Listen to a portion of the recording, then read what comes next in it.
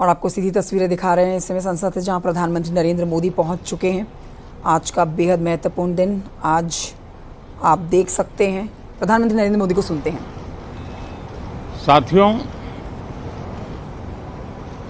संसदीय लोकतंत्र में आज का दिवस गौरवमय है। यह वैभव का दिन है। आजादी के बाद पहली बार हमारी अपनी नई संसद में ये शपथ समारोह हो रहा है। अब तक ये प्रक्रिया पुराने सदन में हुआ करती थी।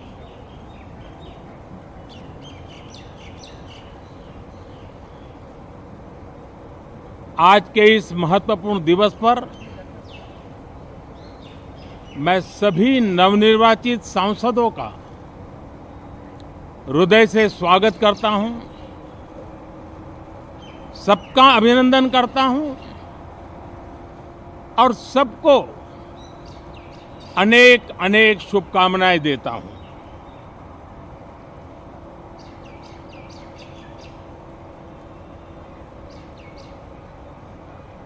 संसद का ये गठन भारत के सामान्य मानवीय के संकल्पों की पूर्ति का है। नए उमंग, नए उत्साह के साथ नई गति, नई ऊंचाई प्राप्त करने के लिए ये अत्यंत महत्वपूर्ण अवसर है। श्रेष्ठ भारत निर्माण का, विकसित भारत 2047 तक का लक्ष्य, ये सारे सपने लेकर के, ये सारे संकल्प लेकर के आज 18वीं लोकसभा का प्रारंभ हो रहा है। विश्व का सबसे बड़ा चुनाव बहुत ही शानदार तरीके से, बहुत ही गौरवमय तरीके से संपन्न होना, ये हर भारतीय के लिए गर्व की बात है। 140 करोड़ देशवासियों के लिए गर्व की बात है। करीब 65 करोड़ से ज्यादा मतदाताओं ने मतदान में हिस्सा लिया। यह चुनाव इसलिए भी बहुत महत्वपूर्ण बन गया है कि आजादी के बाद दूसरी बार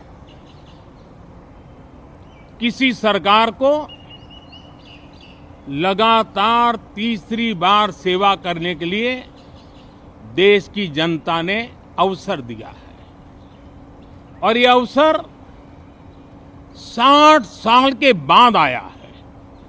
ये अपने आप में बहुत बड़ी गौरवपूर्ण घटना है। साथियों, जब देश की जनता ने तीसरे कार्यकाल के लिए भी एक सरकार को पसंद किया है, मतलब उसकी नीयत पर मोहर लगाई है, उसकी नीतियों पर मोहर लगाई है, जनता जनार्दन के प्रति उसके समर्पण भाव को मोहर लगाई है। और मैं इसके लिए देशवासियों का हृदय से आभार व्यक्त करता हूं। गत 10 वर्ष में जिस परंपरा को हमने प्रस्थापित करने का निरंतर प्रयास किया है, क्योंकि हम मानते हैं कि सरकार चलाने के लिए बहुमत होता है, लेकिन देश चलाने के लिए सहमति बहुत जरूरी होती है। और इसलिए हमारा निरंतर प्रयास रहेगा कि हर किसी की सहमति के साथ, हर किसी को साथ लेकर के मां भारती की सेवा करें, 140 करोड़ देशवासियों की आशा आकांक्षाओं को परिपूर्ण करे। हम सबको साथ लेकर के चलना चाहते हैं, सबको साथ लेकर के संविधान की मर्यादाओं का पालन करते हुए निर्णयों को गति देना चाहते हैं। 18वीं लोकसभा में हमारे लिए खुशी की बात है कि युवा सांसदों की संख्या अच्छी है। और हम जब 18 की बात करते हैं तो भारत की परंपराओं को जो जानते हैं, भारत की सांस्कृतिक विरासत से जो परिचित हैं, उनको पता है कि हमारे यहाँ 18 अंक का बहुत सात्विक मूल्य है। गीता के भी 18 अध्याय है। कर्म, कर्तव्य और करुणा का संदेश हमें वहां से मिलता है। हमारे यहाँ पुराणों और उपपुराणों की संख्या भी 18 है। 18 का मूलांक 9 है और 9 पूर्णता की गारंटी देता है। 9 पूर्णता का प्रतीक अंक है। 18 वर्ष की आयु में हमारे यहाँ मताधिकार मिलता है। 18वीं लोकसभा भारत के अमृतकाल की इस लोकसभा का गठन वो भी एक शुभ संकेत है। साथियों, आज हम 24 जून को मिल रहे हैं। कल 25 जून है। जो लोग इस देश के संविधान की गरिमा से समर्पित हैं, जो लोग भारत की लोकतांत्रिक परंपराओं पे निष्ठा रखते हैं, उनके लिए 25 जून न भूलने वाला दिवस है। कल 25 जून को भारत के लोकतंत्र में जो काला धब्बा लगा था, उसके 50 वर्ष हो रहे हैं। भारत की नई पीढ़ी इस बात को कभी नहीं भूलेगी कि भारत के संविधान को पूरी तरह नकार दिया गया था। संविधान के लीरे लीरा उड़ा दिए गए थे। देश को जेल खाना बना दिया गया था। लोकतंत्र को पूरी तरह दबोच दिया गया था। इमरजेंसी के ये 50 साल इस संकल्प के हैं कि हम गौरव के साथ हमारे संविधान की रक्षा करते हुए भारत के लोकतंत्र, लोकतांत्रिक परंपराओं की रक्षा करते हुए देशवासी संकल्प लेंगे कि भारत में फिर कभी कोई ऐसी हिम्मत नहीं करेगा जो 50 साल पहले की गई थी और लोकतंत्र पे काला धब्बा लगा दिया गया था। हम संकल्प करेंगे जीवंत लोकतंत्र का। हम संकल्प करेंगे भारत के संविधान की निर्दिष्ट दिशा के अनुसार जन सामान्य के सपनों को पूरा करना। साथियों, देश की जनता ने हमें तीसरी बार मौका दिया है। ये बहुत ही महान विजय है, बहुत ही भव्य विजय है। और तब हमारा दायित्व भी 3 गुना बढ़ जाता है। और इसलिए मैं आज देशवासियों को विश्वास दिलाता हूं कि आपने हमें जो तीसरी बार मौका दिया है, 2 बार सरकार चलाने का अनुभव हमारे साथ जुड़ा है। मैं देशवासियों को आज विश्वास दिलाता हूं कि हमारे तीसरे कार्यकाल में हम पहले से 3 गुना ज्यादा मेहनत करेंगे। हम परिणामों को भी 3 गुना ला करके रहेंगे और इस संकल्प के साथ हम इस नए कार्यभार को लेकर के आगे चल रहे हैं। माननीय सभी सांसदों से देश को बहुत सी अपेक्षाएं हैं। मैं सभी सांसदों से आग्रह करूंगा कि जनहित के लिए, लोक सेवा के लिए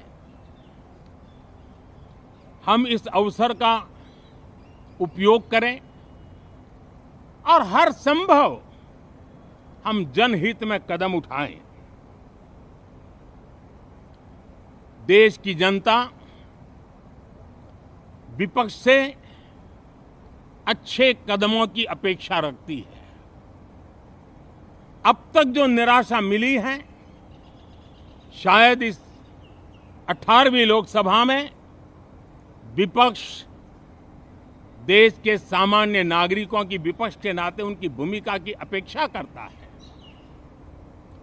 लोकतंत्र की गरिमा को बनाए रखने की अपेक्षा करता है। मैं आशा करता हूं कि विपक्ष उसमें खरा उतरेगा। साथियों,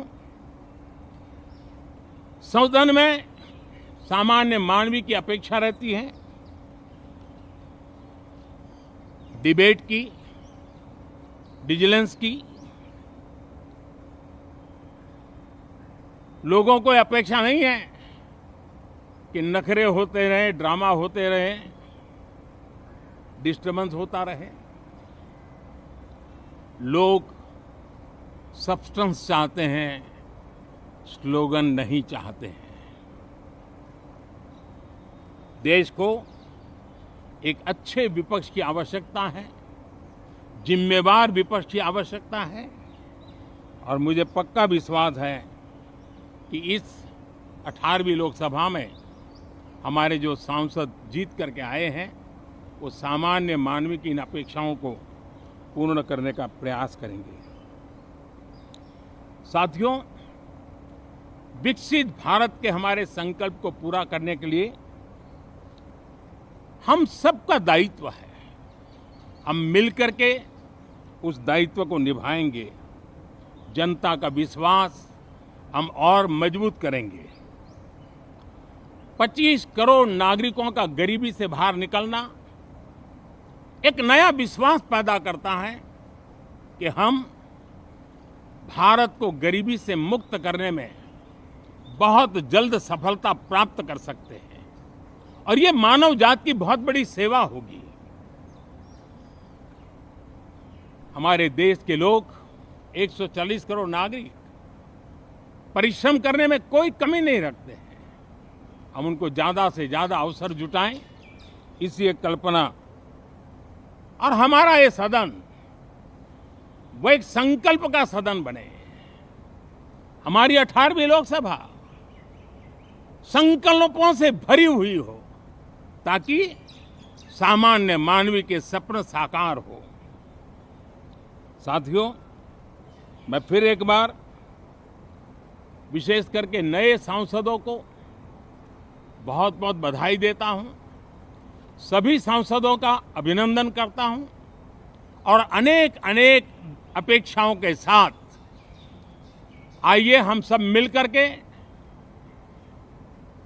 देश की जनता ने जो नया दायित्व दिया है उसको बखूबी निभाएं, समर्पण भाव से निभाएं। बहुत बहुत धन्यवाद साथियों। प्रधानमंत्री नरेंद्र मोदी को आप सुन रहे थे। देखिए, तीसरे कार्यकाल का जो आगाज हुआ है उसमें 18वीं लोकसभा का पहला सत्र आज से शुरू होने जा रहा है और इस दौरान नवनिर्वाचित सदस्य शपथ लेने जा रहे हैं।